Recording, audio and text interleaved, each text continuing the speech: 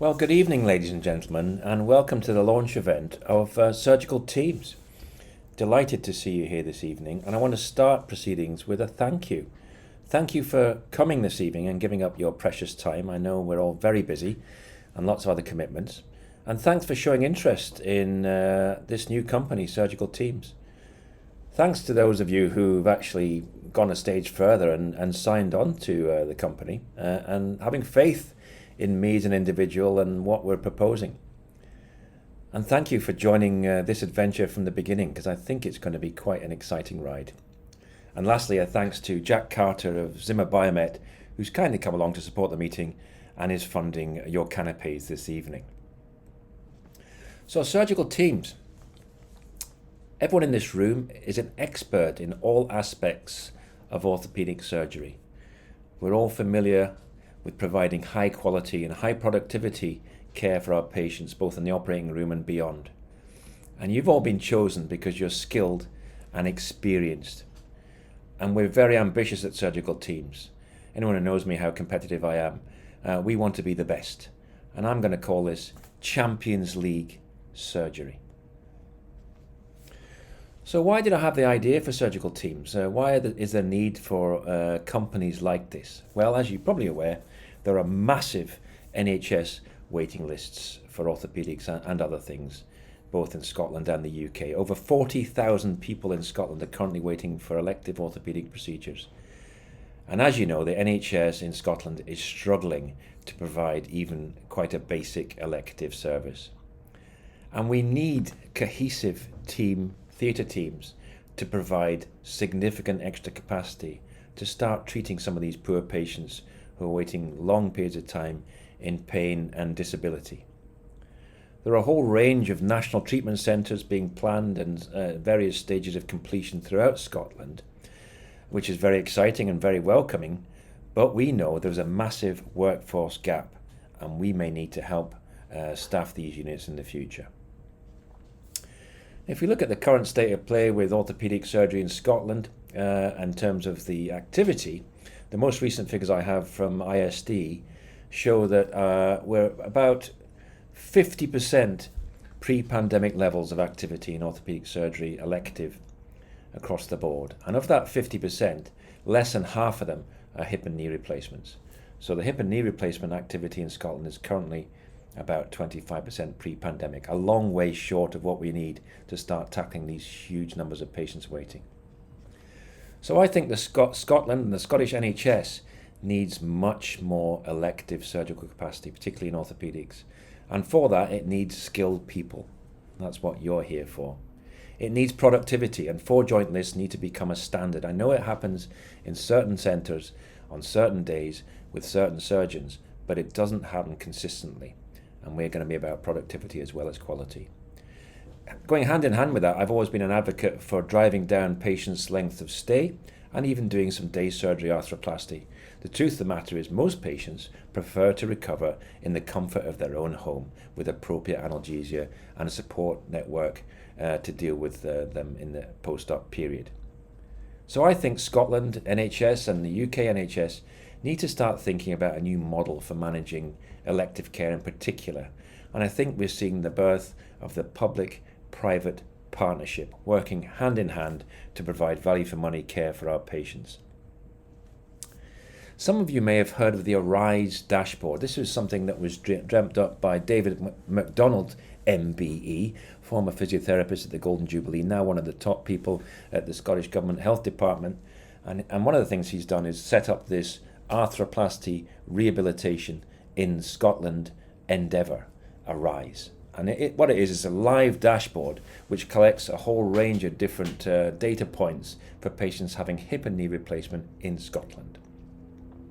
This particular graph, which is one of the most recent ones, shows length of stay. And you can see the median length of stay after hip and knee replacement in Scotland ranges between 2 and 3 days. With the ones at the top of the league are Stob Hill, who successfully introduced a short stay and day case service during the pandemic. Tremendous example of innovative agility, shifting their arthroplasty service from Glasgow Royal up to Stob Hill and rapidly introducing pathways which facilitate that. So hats off to Lindsay Hudman and her colleagues in the orthopaedic department up there. We want to compete with them. So surgical teams, we want to be the best. We want to have the best patient outcomes. We want to provide really top quality service for our NHS partners and really treat as many patients as we can. And we also want to look after you, ladies and gentlemen, all the precious people in this room. I know most of you, and I've worked with most of you, and the ones I don't know have been recommended to me by people that I trust. You're handpicked. You're very special. We cherish you. We want to keep you, and we want to develop you. And we want this whole thing to be fun. If it's not fun to work for us, we wouldn't expect you to stay. The unique selling points of surgical teams compared to our competitors. Well, as I said already, 4 joint lists will be our standard level of care for a full day list, or equivalent in terms of majors if we're doing other things apart from hip and knee replacement. We would like to do day case joints in selected patients, and one of our team has extensive experience in doing day case stuff in Canada and other places. Some of you may have experience in that area as well, and we'll tap into that. But nevertheless, we want to drive down lengths of stay, and we want to be top of the league in Scotland. We want to compete with Stop Hill. But we want to be reliable. We must deliver what we promise to deliver. We must turn up with full teams when we say we're going to arrive. And so NHS commissioners can be sure that they will get what they're paying for. And we want to be very organised. That is the secret to success, isn't it? And that's one of the reasons the NHS really struggles on a day-to-day basis, because things are not always as well organised as they could be.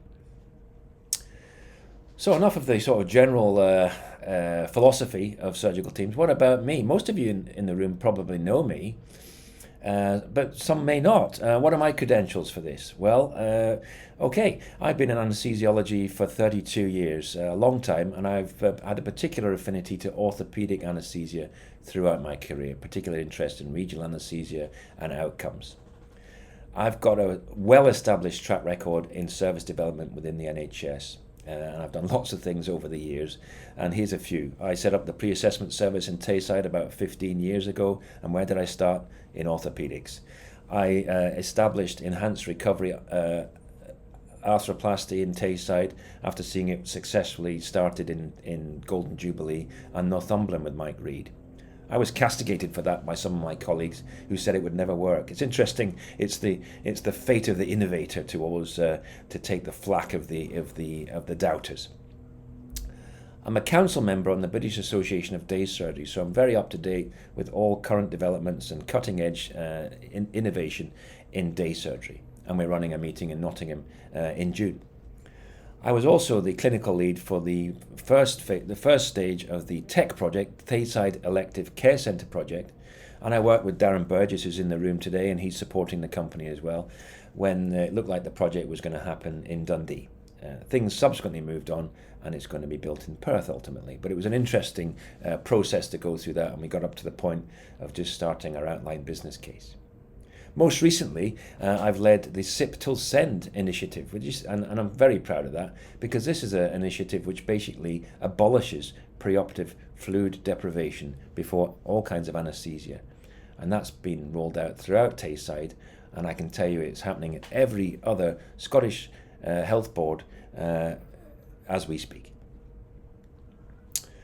In 2019, I was very fortunate that NHS Tayside agreed to let me go on a clinical sabbatical.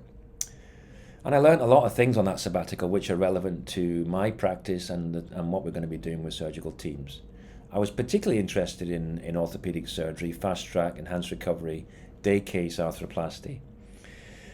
And I travelled quite a lot over that time. I started off in the UK, and it gave me the opportunity to visit centres of excellence that I had admired from afar and wanted to really find out what made them tick. So I spent some time in the Golden Jubilee in Glasgow, and I worked there as a locum consultant for 5 weeks. I visited Mike Reid's group in Northumbria, which probably got the premier enhanced recovery and day case service for arthroplasty in the UK. I went back to Sunderland Royal Infirmary, where my father Roger had been an orthopaedic surgeon, and saw some of the innovative stuff they were doing with their regional anaesthesia block room.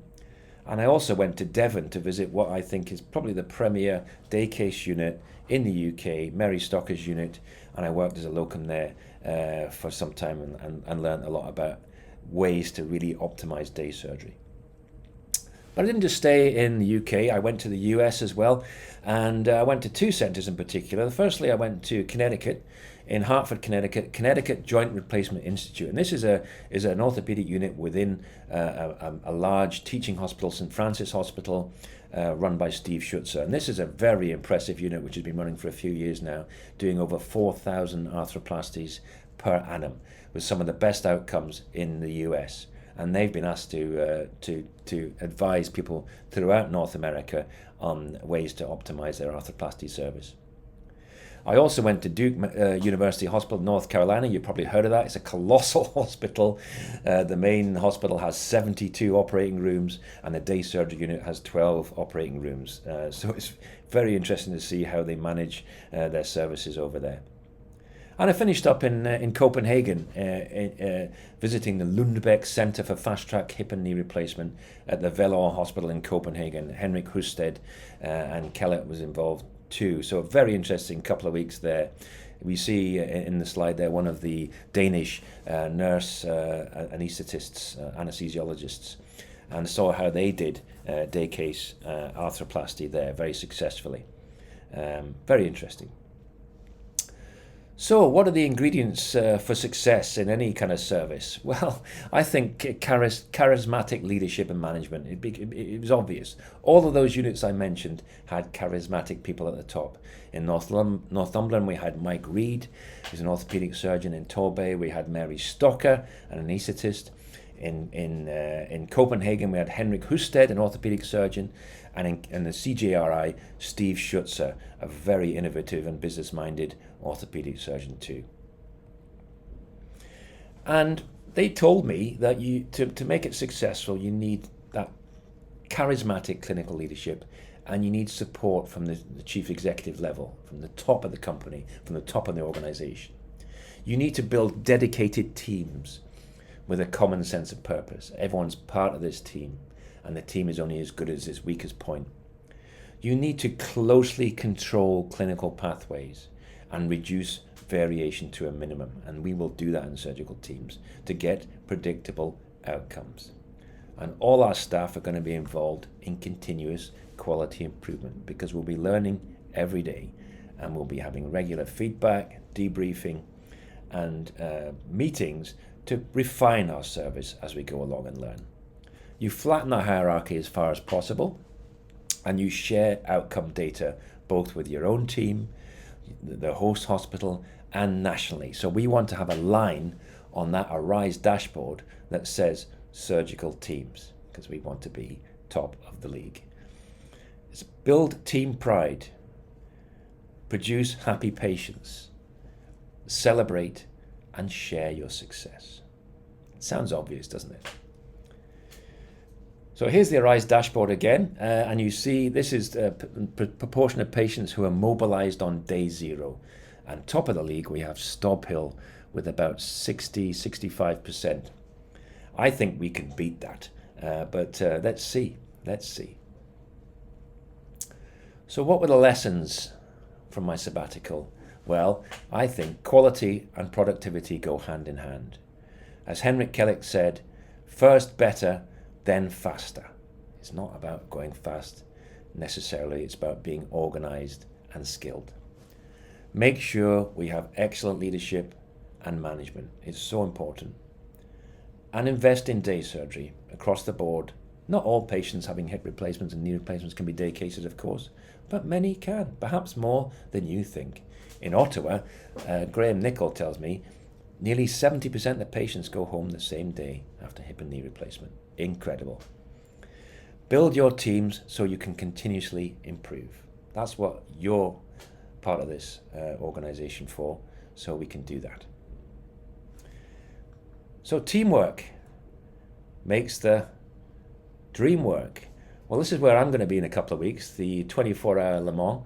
And here's a car coming in for a full service in the middle of the night. And look at the teamwork here. if it's going to run. No. So, at Surgical Teams, we have a website. You see on the right-hand side is a screenshot from the website. So thanks to Nick Checketts, my son, who designed that for us in his own time. I hope you like it. There'll be more stuff on there very soon. We have established a company structure. We have established a board with advisors, both clinical and business advisors.